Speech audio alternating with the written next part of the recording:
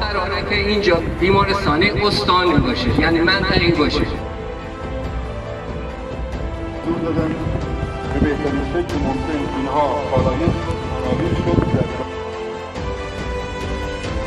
امیدواریم که انشالله ما هم بتونیم به قدر ولو اندک به اندازه یک نخودی در این آش خیریه‌ای که آقای باطنی به تفصیل توضیح دادن همکار باشیم. باعث افتخار ماست و همینی که میبینم که همه هم مسئولین استانی، هم جمع زیادی از خیرین، هم خود مردم با هم دخیل هستن در این کار خیر. امید پیدا میکنم که انشالله این به نتیجه مطلوب خواهد رسید که یدالله مع الجماعه، وقتی همه دور هم جمع شدیم حتما انشالله به اون نتیجه خیر خواهد رسید.